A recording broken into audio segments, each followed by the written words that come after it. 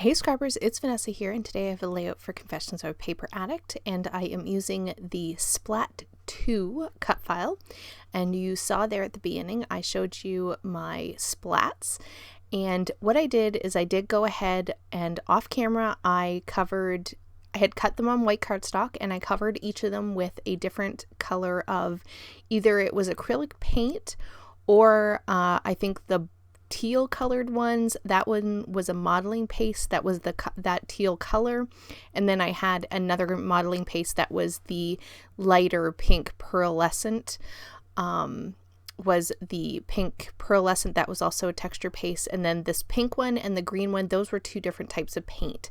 So I went ahead and I colored those off camera. I basically just painted it on, so nothing fancy. That's why I didn't show it on camera. I figured everybody can slap some paint on a white piece of paper.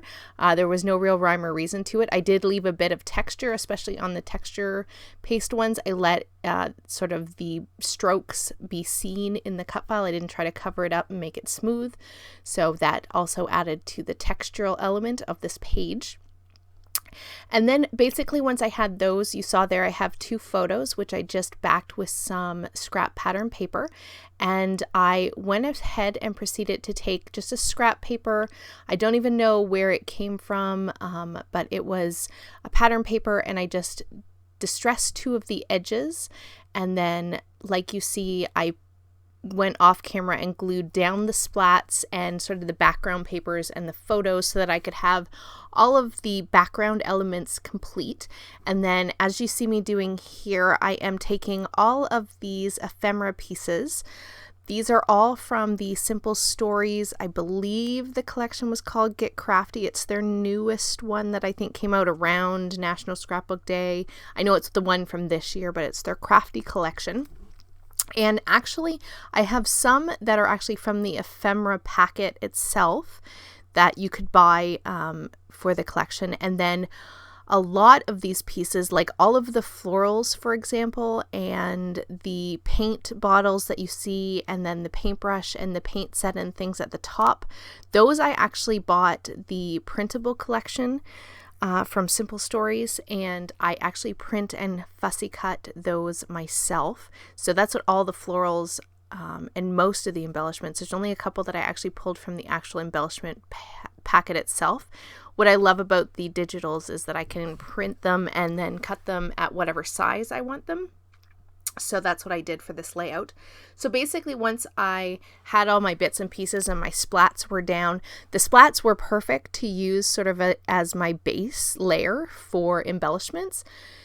And so that's what you see me doing here is I'm going to have 3 embellishment clusters, and I'm just building on top of some of those splats, my different embellishment clusters, and I'm basically just playing with all the different bits and pieces and layering them up. So there's lots and lots of layers of different bits and pieces, ephemera pieces on this page, and I really love the sort of depth that it gives the page, and then especially with the splats and the texture that are on those. I really love sort of the depth that I get from this page when it's all done.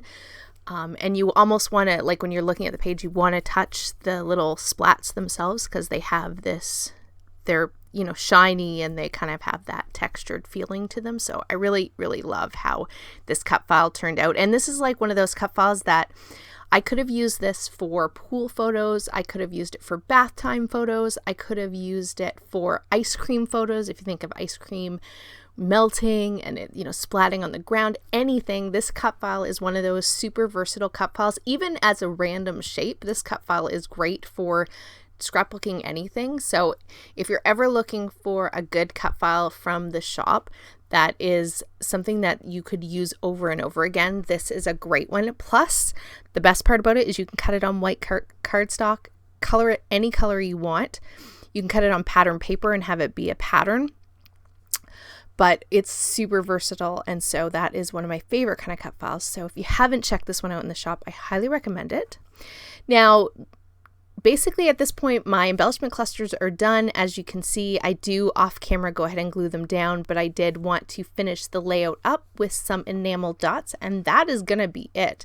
I added again a little bit more texture with some puffy stickers from that same collection, and this layout is done. I love it. It's fun, it's colorful, it's playful, it's my kids doing art, which is perfect.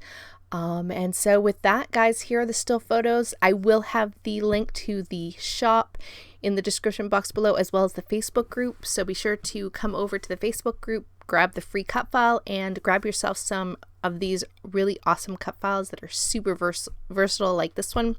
And with that, guys, I'll catch you on the next one. Have a great day, everybody. Bye-bye.